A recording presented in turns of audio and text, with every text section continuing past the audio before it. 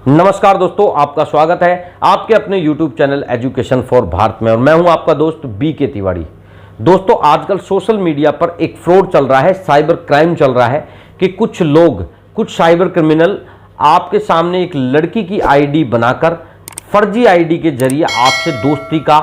हाथ बढ़ाते हैं। जब आप लोग उनकी बातों में आ जाते हैं, उनके जाल में फंस जाते हैं, आप उसे लड़की समझ लेते हैं, तो आप उनकी रिक्वेस्ट को एक्सेप्ट कर लेते हैं, यानी कि अपनी जो फ्रेंडशिप की जो लिस्ट है उसमें उन लोगों को जोड़ लेते हैं। फिर ये आपसे मैसेंजर के जरिए या मैसेज के जरिए आपसे व्हाट्सअप नंबर लेते हैं। आपके सामने एक शर्त रखी जाती है कि हम आपसे बात करना चाहते हैं, आपसे वीडियो कॉल करना चाहते हैं। ऐसे में आप लोगों के दिमाग में एक बात आती है कि जो लड़की आपसे नंबर मांग रही है, आपसे वीडियो कॉल करना चाहती है, ऐसे लड़की को समझकर ऐसे मामले में आपको इस चीज़ की जानकारी नहीं रहती है और आप उन्हें तुरंत से अपना नंबर दे देते हैं। आप समझ लेते हैं कि यार ये तो बहुत बढ़िया काम हुआ कि एक लड़की जो आगे से आपको कॉल कर रही है, आपसे आगे से दोस्ती कर रही है और आपके साथ अब वीडियो कॉल भी करने के लिए तैयार है। लेकिन ये जो वीडियो कॉल है, ये जो आपके सामने जो आगे से आपको एक रिक्वेस्ट सेंड की जाती है, आपसे आगे से दोस्ती बढ़ाने का जो हाथ बढ़ाया जाता है, ये आपके लिए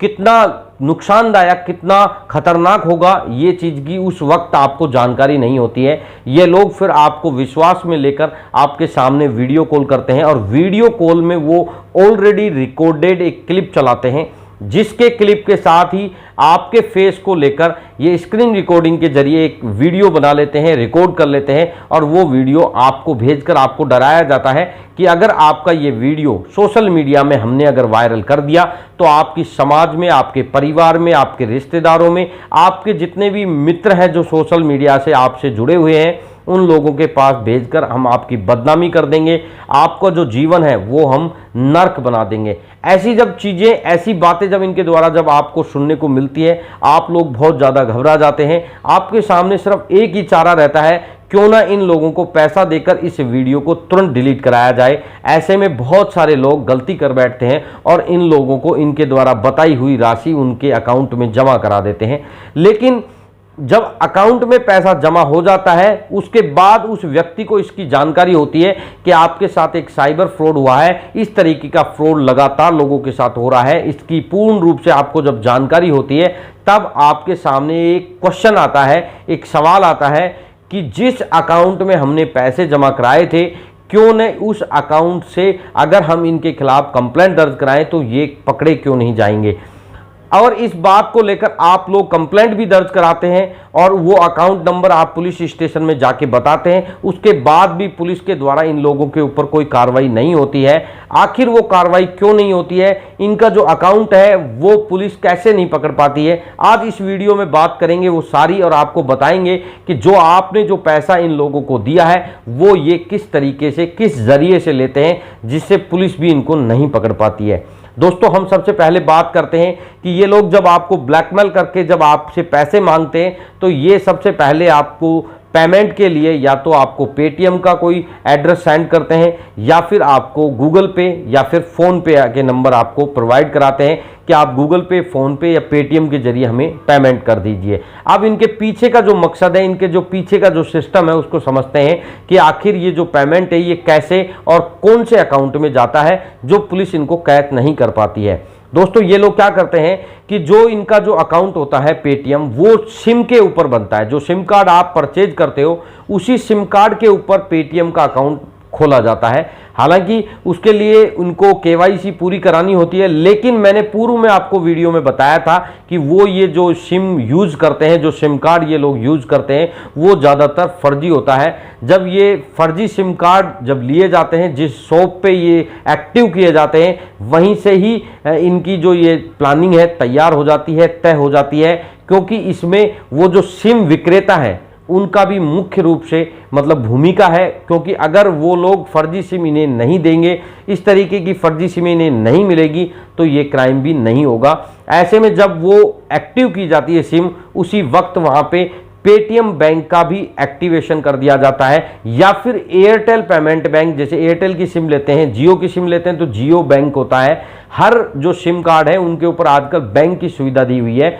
वो सारी जो चीज़ें हैं, जो भी सिम कार्ड लिया जाता है उसी पे वो मतलब स्कीम है वो एक्टिव कर दी जाती है और ये लोग उसी पेमेंट बैंक पर या फिर उसी एयरटेल बैंक पर या फिर उसी जियो बैंक पर अपना एक आईडी क्रिएट करके गूगल पे, फोन पे ये सब लिंक कर लेते हैं और आपको जो नंबर दिया जाता है, आप जिस गूगल पे या फिर फोन पे या फिर पेटीएम के जो अकाउंट में जो पैसा आप डालते हैं, ये अकाउंट का जो पैसा है वो या तो इनके एयरटेल बैंक में या फिर पेटीएम बैंक में या फिर जियो के बैंक में आता है, जो कि सिम कार्ड पर ही एक बैंक खुला हुआ होता है। वहां से जो ये सिम कार्ड रखते हैं उस बैंक से वो पैसा ये अनदर कहीं ट्रांजैक्शन कर लेते हैं या फिर उसको जैसे पेटीएम बैंक में ट्रांसफर करके, पेटीएम का आजकल आपको एटीएम कार्ड भी मिलता है, उससे ये वहां से विड्रॉ कर लेते हैं। अगर दूसरे तरीके की बात की जाए तो ये लोग जो ज़्यादातर जो अकाउंट ऐड करते हैं वो रेंट पे लिया हुआ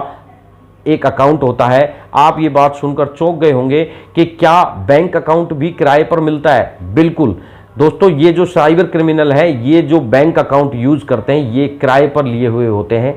इसके लिए इनकी तय राशि की हुई होती है, इनके लिए इनका एक समझौता हुआ होता है कि जैसे कि मान लो एक एग्जांपल देकर समझाता हूं कि इन्होंने जैसे किसी बैंक अकाउंट होल्डर से इन्होंने एक समझौता किया कि जो हमारे इस क्राइम में जो पैसा आएगा वो आपके अकाउंट के जरिए आएगा और जो भी पैसा आएगा उसका 30% या 40% या 20% पैसा आपका रहेगा। इसमें सिर्फ आपको बैंक अकाउंट और आप बैंक की डिटेल देनी होगी और बाकी का पैसा आप हमें वहां से विड्रॉ करके हमें लौटा दोगे। ये शर्तें हो जाती है, ये तय हो जाता है, क्योंकि ये चीज हम इसलिए बता रहे हैं कि जिस तरीके से ये क्रिमिनल पकड़ में आ रहे हैं, पुलिस जब इन्वेस्टिगेट करती है इस मामले को तो ऐसे तथ्य हमारे सामने आए हैं। हमने कई न्यूज के जरिए कहीं ऐसी जगह हमने ये सर्च किया है तो हमें पता लगा कि ये लोग जो बैंक अकाउंट का यूज करते हैं वो किराए पर होते हैं और जो पेमेंट जो आप लोग कराते हैं वो उस किराए वाले अकाउंट में जाता है। वहां से वो जो ओनर है बैंक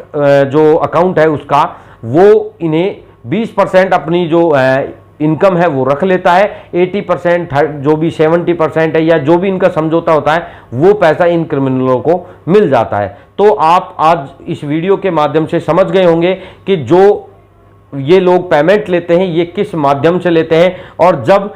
पुलिस इन पर कार्रवाई करती है तो ये उस सिम कार्ड का यूज बंद कर देते हैं, सिम कार्ड को बंद कर देते हैं। तो पुलिस ऐसे लोगों को नहीं पकड़ पाती है। जिन लोगों के पास पुलिस जाती है उन्हें इस चीज़ की जानकारी नहीं होती है, उन्हें पता ही नहीं होता है कि इस तरीके का कोई सिम कार्ड भी यूज हो रहा है। या फिर जो किराए पे जो अकाउंट लिए जाते हैं जब पुलिस उनके पास जाती है तो वो लोग इस चीज़ को कहकर बच जाते हैं कि हमने इस तरीके से कोई भी हमारा अकाउंट है जो कहाँ यूज हो रहा है हमें इस चीज़ की जानकारी नहीं है। ऐसे लोगों को ऊपर कार्रवाई नहीं होती है और ऐसे में ये लोग बच जाते हैं। तो दोस्तों आज जो हमने आपको जानकारी दी है शायद आपको अच्छी लगी होगी। आपको अगर हमारे द्वारा दी हुई जानकारी अगर अच्छी, हेल्पफुल, मददगार लगती है हमारे वीडियो को लाइक जरूर करना, शेयर जरूर करना और अगर आपने अभी तक हमारे चैनल को सब्सक्राइब नहीं किया है तो नीचे जो लाल बटन है इस पर क्लिक करके अभी इसी वक्त आपको सब्सक्राइब कर लेना चाहिए, क्योंकि हम ऐसी ही वीडियो आप लोगों के लिए लाते रहते हैं और आप लोगों को अवेयर करते हैं। धन्यवाद दोस्तों, मिलते हैं नेक्स्ट वीडियो में। जय हिंद, जय भारत।